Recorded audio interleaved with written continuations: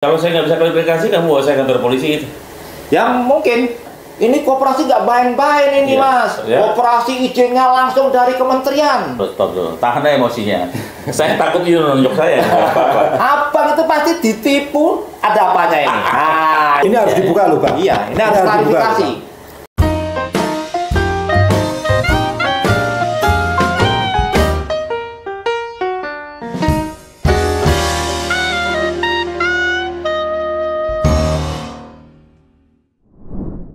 Minggu lalu kan kami janji mau melakukan podcast dengan teman-teman korban KSB. Nah, saya agak ragu dengan teman-teman yang datang hari ini, makanya saya mintakan surat. Dan hari ini saya dikirimkan suratnya dari Paguyuban Perjuangan Hak Sejahtera Bersama, korban Koperasi Sejahtera Bersama, yang ditujukan kepada saya, ditandatangani oleh Hari Wijaya sebagai ketuanya. PBB bilang ada konsensus tentang people right. Semua orang berhak tahu. Nah, ini korban-korban ini merasa dia tidak tahu perkembangan KSB belakangan ini seperti apa. Saya nggak mau jawab, mereka nuding saya lah melindungi KSB, saya lah terima duit dari KSB. Saya mau jawab semuanya kan repot, saya bilang. Ada cabang mana? KSB di mana? Saya cabang Veteran Klaten. Oh, contoh ya. Kalau ini saya Jogja yang dulu. Oh, Jogja. Kalau dulu saya di Ring Road Utara. Tapi kan sekarang kantor cabang itu kemudian sudah disatukan gitu, Bang. Jadi sekarang jadi satu cabang. Jadi di Sisingamaraja. Tapi sekarang nggak tahu, sudah nggak jelas statusnya. Sudah nggak ada lagi, sudah hilang. Tutup. Ya. Klaten juga sama. Klaten tutup, Jogja juga tutup. Jadi Anda mencari dan tumpahnya ke saya gitu ya. Ya, nanti mungkin dalam kesempatan ini Abang juga bisa klarifikasi. Kalau saya nggak bisa klarifikasi, kamu bawa saya kantor polisi gitu. Ya mungkin, nggak masalah. Ya, tolong ini siapin untuk koper ya. Saya pengingat ini gawat ya. Oke, saya mau jawab yang mana sama Anda? Pertama, dengan adanya buku ini, sejak 2012 KSB masuk 10 besar. Iya. Waktu itu masih nomor 10, tapi belakangan jadi nomor 7. Keren ngomongnya ke sana dong, coba. Ya. Sejak 2012 KSB itu masuk 10 koperasi besar Indonesia. Awalnya itu ranking 10, terus kesini jadi ranking 7. Simpan pinjamnya padahal itu sangat bobrok, nomor 2 nasional Tahun itu? Iya. Saya heran gimana bisa ya, tahun berapa yang bobrok itu? Kalau untuk kebobrokannya terbongkarnya setelah pandemi. Akan tetapi saya ingat rentetan peristiwanya bahwasanya KSB ini begitu intens mendapat penghargaan, selalu masuk ini. Buku ini selalu diperbarui setiap 2 tahun kan. Saya mewakili teman-teman MPS, Bang. Kasihan teman-teman MPS itu difitnah. Mereka dituduh menjerumuskan anggota gara-gara buku ini. Gitu. Malah yang lebih parah. Sebentar, Bang. Ini selesai dulu dong. Malah kita itu dituduh bahwasanya para anggota itu dikasih masukan sama kepala cabang, para MPS itu mendapatkan komisi 4% untuk menggait Anda. Sehingga anggota itu terprovokasi. Intinya ini ada penipuan. Ya, dalam hal ini kita yang merasa dikambing-hitamkan, MPS dikambing-hitamkan gitu. Karena dengan itu anggota konsentrasi di tertipu 4%, dikasih komisi sama MPS yang 96%. MPS itu apa? Jelasin dulu. Marketing simpanan. Marketing simpanan. Ya. Semacam kopi begitu ya? Atau apa? Ya. Kopi marketing. Marketingnya. Jadi mitra pemasaran simpanan. Dapat 4%. 4% sehingga yang 96% ini kan ditelan oleh PP. Oh iya. Malah mereka lupa yang dikejar marketingnya. Oh iya. Itu, Bang. Ada jadi anggota KSB sejak tahun? Saya masuk 2011. Waktu itu diberitahu kantor cabang Klaten ada yang buka koperasi baru. Saya nggak percaya. Tapi saya cuma diundang, kamu main saja dulu, lihat-lihat saja dulu. Kebetulan saya main. Di situ ada penjelasan semacam kayak diklat gitu. Ini koperasi nggak main-main ini, Mas. Koperasi izinnya langsung dari kementerian. Pengawasannya langsung kementerian. Ya, saya amati dulu. Setelah itu saya memutuskan gabung pun uang saya yang saya masukin. Dari situ rekrut sehingga saya direkrut menjadi MPS. Setelah 2 tahun saya diangkat menjadi area manager. Anda betah juga sejak tahun 2011 sampai 2020 itu asik juga ya? Wah, asiknya minta ampun. Terus terang, jebakan KSB ini siapapun juga tidak mungkin bisa terhindar. Menghindari jebakan KSB ini. Seperti apa jebakannya? Bagaimana format KSB itu seolah-olah koperasi ini benar-benar mengarah ke syariah. Tidak mementingkan kehidupan duniawi dengan doa paginya, dengan warna kantornya, dengan logo kantornya, apalagi kantor pusatnya, Bang. Betul. Tahan emosinya. Saya takut ini nunjuk saya. Saya tanya Wi dulu ya. Wi, ini tadi Toto ini, Mas Toto ya, itu nafsu banget itu. Dia ujung-ujungnya saya lagi jaga-jaga diri, jangan bertonjok sama dia nih kan. Nah, Anda jangan nunjuk saya loh. Anda gimana pengalaman Anda? Sedasar dia kah? Atau Anda udah untung gitu? Sebetulnya saya secara pribadi sangat terkesan dengan KSB itu lantaran karena juga seperti tadi Pak Toto bilang tadi ya, framing yang kuat ya, yang begitu mempesona. Artinya Kemenkop sebagai regulator, buat saya pribadi terkait dengan KSB ini, peran Kemenkop itu sungguh sangat luar biasa. Karena iya, saya sangat terpesona dengan KSB ini. Karena apa? Jujur Bang, saya itu kan sebetulnya mengawali perkoperasian itu dari kredit union. Jadi saya adalah karyawan kredit union. Sebetulnya diawali dari itu, dan kemudian saya menjadi tertarik dengan KSB lantaran karena ada sertifikat kesehatan, Bang. Jadi sertifikat kesehatan itu adalah standarisasi pengelolaan manajemen keuangan dari suatu koperasi, dan di situ ada kriteria kesehatan yang itu sangat sulit untuk bisa didapatkan, gitu ya. Artinya itu betul-betul sungguh sesuatu hal yang legal, ibaratnya kayak semacam LPS lah, ibaratnya seperti itu. Nah, saya sangat tertarik dengan itu, Bang, dengan framing itu, sehingga ya mohon maaf, saya terpaksa memilih ya, karena saya tidak bisa mendua begitu ya, karena memang saya juga nggak bisa untuk fokus kepada dua, dimana kemudian memang akhirnya saya memutuskan untuk bergabung di KSB ini karena sertifikat itu, Bang. Sertifikat itu. Jadi bayangkan aja, dari 2013 ada sertifikat kesehatan, ya, sehat. 2016 sehat, cukup sehat. 2018 cukup sehat. 2018 akhir cukup sehat. 2019 dapat Satya Lencana Wirakarya. Itu kan luar biasa, ya kan? Kemudian kok 2020 langsung kolaps itu, gagal bayar, piye, Pak? Itu loh yang jadi itu yang membuat alasannya COVID. Kalau alasannya COVID anu nggak? Enggak. Karena apa? Buat perkoperasian ketika itu COVID memang betul-betul menjadi kendala, maka itu hanya mohon maaf, bukan hanya ya, tapi itu menjadi penguluran waktu terhadap piutang. Ya, jadi tidak akan menjadi penurunan terhadap aset, Bang. Gitu, Bang. Itu yang saya rasakan. Ini saya mesti menjawab Anda ini ya. Iya, harus. Kebetulan kenapa kesini gitu? Iya, kebetulan ini masih ada juga nih, Pak. Kebetulan KSB itu dalam permasalahan terakhir ini kan Abang masih mencoba membantu dengan menghadirkan Pak Iwan Podcast. Juga Pak Deputi Podcast. Di situ kan saya tahu persis. Di situ Abang masih meyakini KSB itu baik-baik saja. Abang itu pasti ditipu, ada apanya ini? Ini pasti ada apa-apanya ini. Kami punya konotasi jelek loh, Bang, jujur aja terhadap peluang ini. Kok bisa sampai sedemikiannya? Apakah ada permainan antara peluang, Kemenkop, dan pengurus? Semuanya tuduhannya seperti itu. Ini harus dibuka loh, Bang. Iya, ini harus klarifikasi. Biar aku tahu. Kalau saya menjawab yang bohong gimana? Ya, pertanggungjawabannya saya pribadi iya, kalau berbohong itu hak Abang, tapi untuk percaya atau tidak saya. People right to know tadi ya. Jadi judulnya People right to know. Masyarakat perlu tahu gitu. Jadi gini Mas Toto, saya atau kami di majalah Peluang itu adalah dunia jurnalistik. Saya sejak tahun 2010 itu sering diminta oleh Kementerian Koperasi ya untuk membuat perankingan koperasi. Waktu itu kita meranking koperasi simpan pinjam.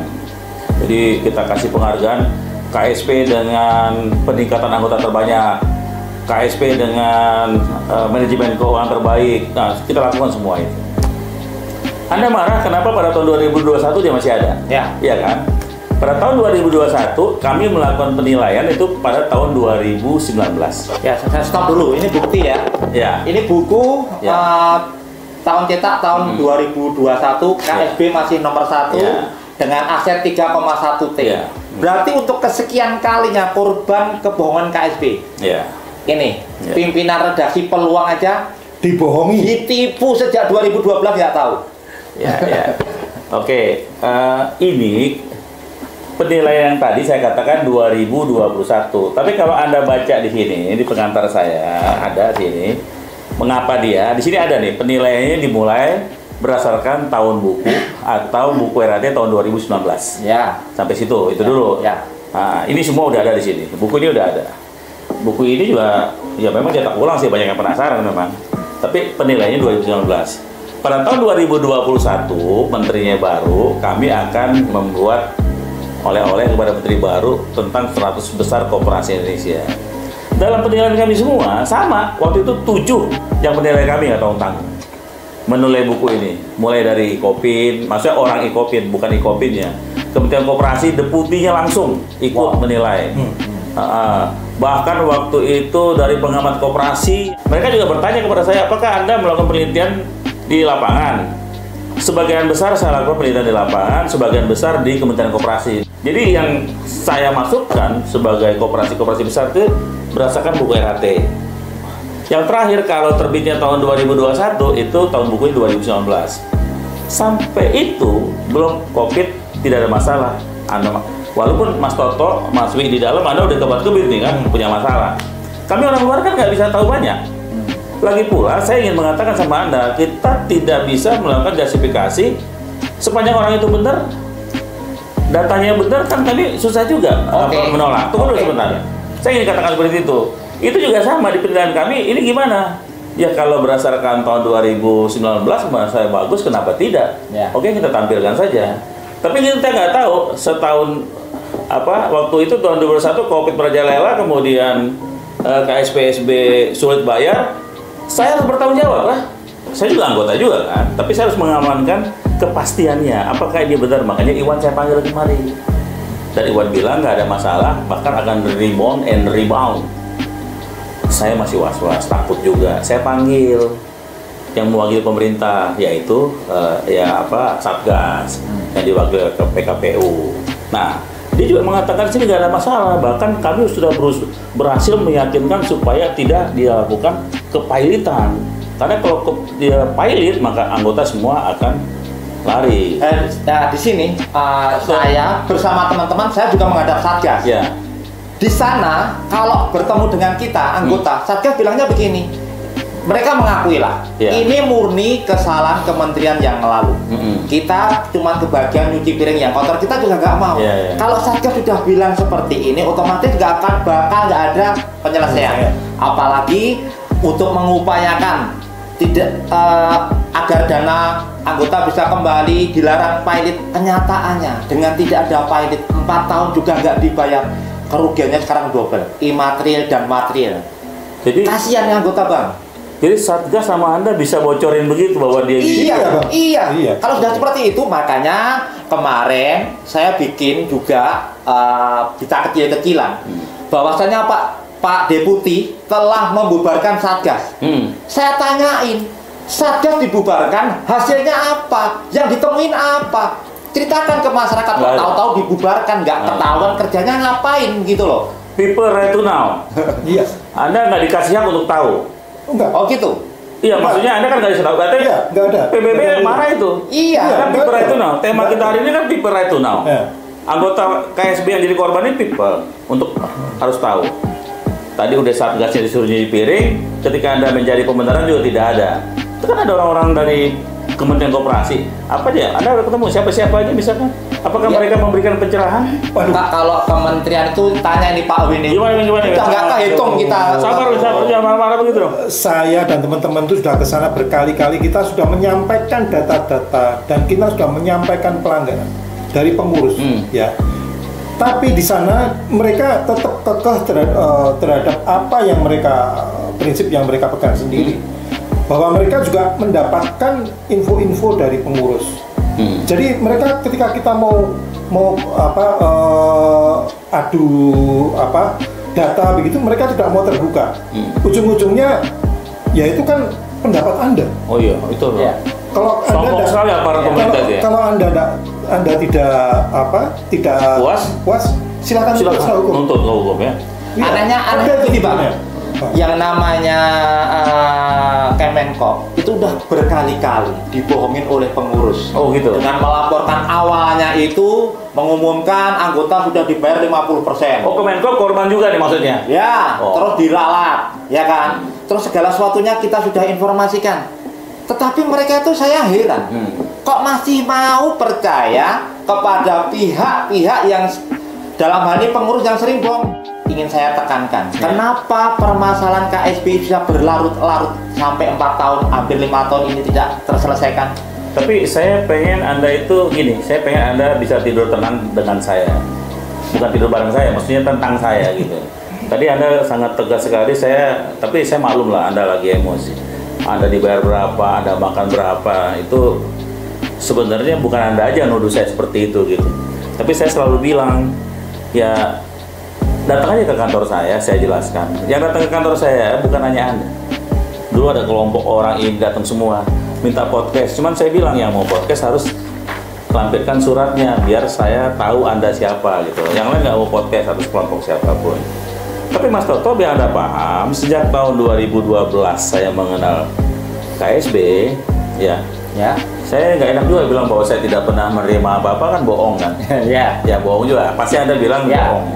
Tapi saya akan bicara sama Anda. Saya tidak pernah meminta apapun dan tidak diminta apapun. Tidak pernah meminta apapun dan tidak diberi apapun.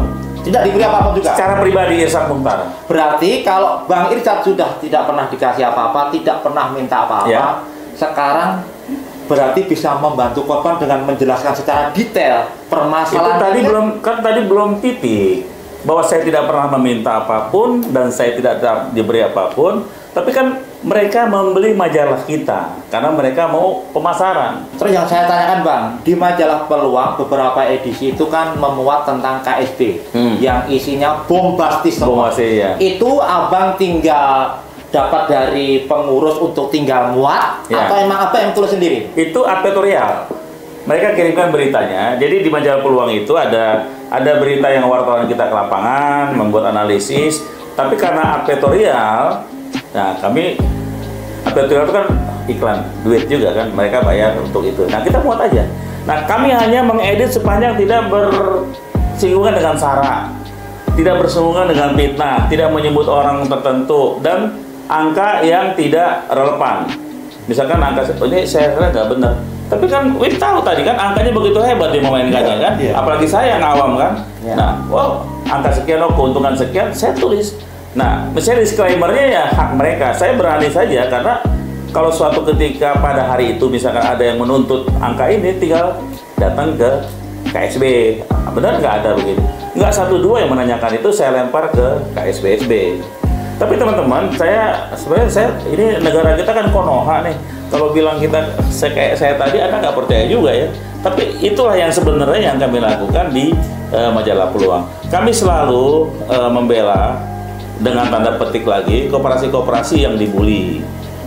Nah, kami tidak membela koperasi-koperasi yang sudah rusak. Kami nggak pernah menulis koperasi-koperasi yang Anda boleh cari di majalah Peluang. Tidak ada koperasi-koperasi yang kita tulis karena dia jelek.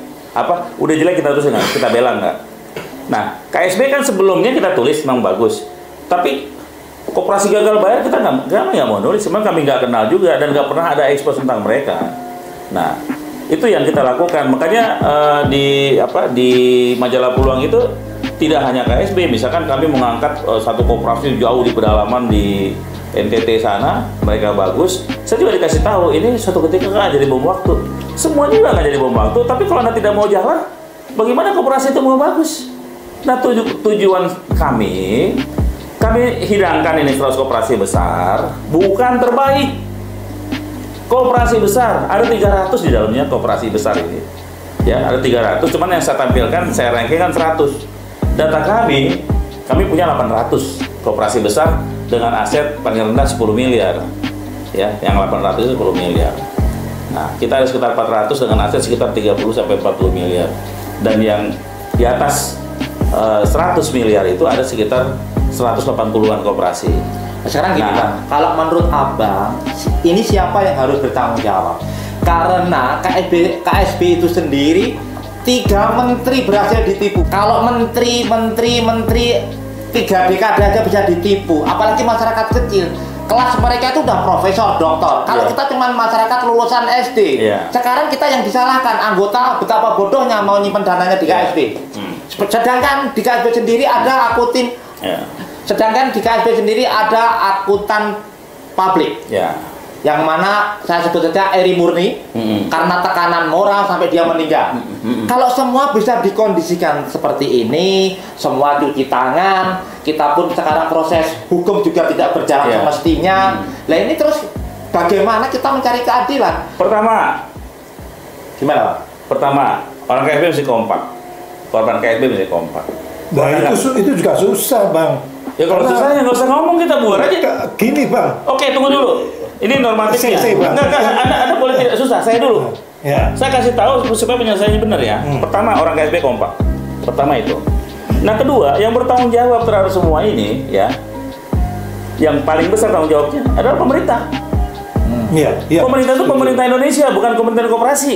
Sebagai pemerhati koperasi dan paham sekali dengan koperasi, apa yang harus dilakukan pemerintah untuk membantu anggota para korban KSB ini? Saya pernah menyampaikan begini, kalau koperasi itu mengalami masalah, ya, lihat badan hukumnya sah apa tidak. Kalau tidak sah, silakan Anda makan nasib Anda sendiri. Anda mendirikan koperasi yang ilegal.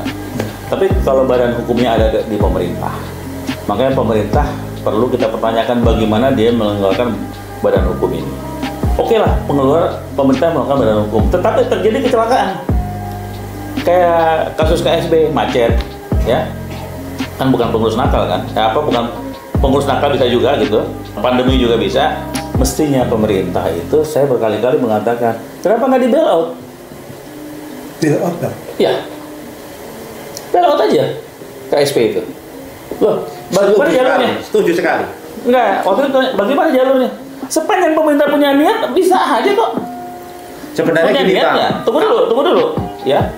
Saya kasih contoh, misalkan kasus ketika 16 bank dilikuidasi itu tahun 98, kan banyak yang ambruk-ambruk juga. BCA dibelot oleh pemerintah, dimasukin orangnya. Jangan kayak KSB diselesaikan oleh pemerintah, disuruh kalian bertempur untuk memperebutkan kepengurusan antar anggota. Kalau suatu ketika Bapak memenangkan kepengurusan, dia enggak, ya bertarung lagi kalian berdua. Kenapa nggak ada penengah yang betul-betul fair? Pemerintah bailout biaya 9 triliun itu bukan uang gede Pak bagi pemerintah. Sritek ditutup kok. Kebijaksanaannya langsung diberikan oleh Pak Prabowo yang tidak tahu menahu tiba-tiba harus menutup. Kan baru jadi presiden, tiba-tiba mesti dihadapkan dengan masalah Sritek. Selesai, nggak ada masalah. Nah sekarang KSB itu pemerintah punya niat nggak? Saya tahu Kementerian Koperasi memang tidak berdaya karena keterbatasan aparat yang ada di sana. Ya, guardnya nggak ada atau law enforcement-nya nggak memadai, tidak punya sanksi-sanksi pidana. Itu nasib Kementerian Koperasi. Memang sekarang Kementerian Koperasi sudah menjadi Kementerian Koperasi tanpa UKM. Pak Budi Ari mudah-mudahan mendengar ini dan kasus KSB ini menjadi kutil di depan hidung Pak. Kalau kita nggak selesaikan, ini kasihan. Ya, menurut saya untuk kasus 8 koperasi bermasalah hanya KSB yang memang layak dibantu pemerintah. Karena yang 7 itu bukan koperasi sebenarnya. Dan hanya KSB yang selalu di-framing oleh Kemenkop. Seolah-olah Kemenkop itu brand ambasadornya KSB dan di sini Kemenkop harus tanggung jawab melalui pemerintah. Semoga saja Pak Prabowo cepat-cepat juga tangkap seperti Sritek itu tadi, Bang. Anda nggak usah khawatir, tidak mungkin orang koperasi KSB bisa bersatu tidak bersatu. Syaratnya di situ dulu, Karena gini loh, Bang. Saya itu sudah melihat bahwa secara mekanisme, secara apa segala macam jelas-jelas bahwa mereka melakukan pelanggaran. Mereka itu siapa? pengurus yang sekarang dan manajemen. Yang dulu yang lama pun juga makanya saya dengan ini juga saya ingin menyampaikan juga apa temuan saya dalam rat tertulis kemarin dan akan saya sampaikan kepada itu tentang apa? Bang RAT online tentang penjelasan pelanggaran RAT tertulis secara online KSP yang 2015 ya? Yang terakhir. Yang terakhir. Ya, bahwa ini sebetulnya sudah dilakukan berkali-kali, Bang. Berkali-kali. Ya, sehingga pengaruhnya dari ini adalah tentang quorum itu. Jadi sebenarnya dalam seperti kita ketahui bersama bahwa koperasi itu kekuatan tertingginya ada pada rapat anggota. Ya, namun rapat anggota itu mereka manipulasi sedemikian rupa dengan cara-cara yang dan mekanisme yang sangat jahat. Ibaratnya begitu ya. Saya sudah sampaikan ini, Pak. Kenapa saya merasa bahwa ini menjadi suatu hal yang susah? Karena 1 hari sebelum pelaksanaan rat paripurna, saya sudah menyampaikan ini ke Kemenkop. Saya sampaikan pelanggaran itu, bukti-bukti sudah ada, jelas, nyata. Tapi Kemenkop tidak menanggapi dan hanya sampaikan kemana? Ke Deputi Perkoperasian. Perkoperasian. Ya. Saya tidak perlu menyebutkan namanya, tapi sudah diterima. Fotonya juga ada, kemudian tanda terimanya juga udah ada. Tanda terima terakhir ada. Ada ya. Ada. Kemudian secara tertulis saya juga sudah bersurat karena tidak ada tanggapan sama sekali. Kemudian ketika pada rat paripurnanya itu saya juga menyampaikan, Bang, kepada sidang, kepada panitia saat itu yang melaksanakan sidang, bahwa saya menyatakan mosi tidak percaya terhadap pelaksanaan rat tertulis secara online versi KSB ini, karena di situ terjadi banyak sekali mekanisme di dalam sistem online yang berjalan di belakang layar yang tidak diketahui anggota. Anda kok tahu? Ya, karena saya melakukan praktek itu sendiri. Oh gitu. Saya melakukan praktek itu sendiri. Praktek apa ya? Praktek nipu ya. Itu praktek apa? Ya, jadi begini, Pak. Pernah nipu juga dong berarti? Begini. Jadi kalau saya kan saya kalau boleh saya dibilang pelaku adalah mantan pelaku yang legal, Bang. Legal. Ya, dalam arti pelaku yang legal itu saya sebagai mitra pemasaran dulu saya selalu justice kolaborator, whistleblower ya. Jadi saya datang ke anggota untuk melaksanakan rat supaya mereka mengikuti rat. Saya sampaikan, Bapak, Ibu, ini Bapak Ibu dapat undangan, ya. Undangannya seperti ini dulu seperti ini, ya. Kemudian undangan itu saya sampaikan, kemudian saya pandu mereka, karena mereka rata-rata anggota KSB ini orang tua yang tidak tahu bagaimana mekanisme secara online. Ini disebut sebagai rat tertulis, tapi dilakukan dengan cara online yang hanya searah. Itu jelas-jelas menjadi hal yang sulit. Saya sampaikan semua di sini dan sudah saya tulis. Mohon Bang Irsyad sebagai tokoh perkoperasian yang paham tentang koperasi, mohon ini dipelajari untuk Jadi di situ terjadi banyak sekali manipulasi dan datanya jelas. Saya sudah mengungkapkan ada situ ya. Ada semua. Di sini saya sampaikan data-data ini. Jadi data-data entry-nya. Siapa yang melakukan login itu berapa per daerahnya ada semua. Jadi terjadi fluktuasi yang sangat meningkat, kemudian habis dalam jadi mereka melakukan illegal login, sehingga apapun yang terjadi, Pak, terkait dengan putusan-putusan yang disampaikan dalam rat tertulis secara elektronik ini yang kemudian kedepannya disahkan dalam rat paripurna itu menjadi tidak sah, tidak netral, karena mereka mempengaruhi quorumnya, bisa mau dimanipulasi, sehingga apapun hasil keputusan dalam rat paripurna itu harus batal demi hukum. Itu, Pak. Teman-teman, kita percaya tidak ada badai yang tidak berhenti. Badai KSB kita harapkan berhenti karena pemerintahan juga sudah berganti, dan saya nggak percaya kalau KSB tidak bisa selesai. Karena yang diurus nggak seberapa kok dananya. Pak Prabowo bisa nutup seritek selesai. Nah, ini ratusan ribu orang juga di KSB bisa diselesaikan bersama sepanjang kita punya nawa itu. Pak Toto, Pak Wi, terima kasih sudah sampai di studio Peluang.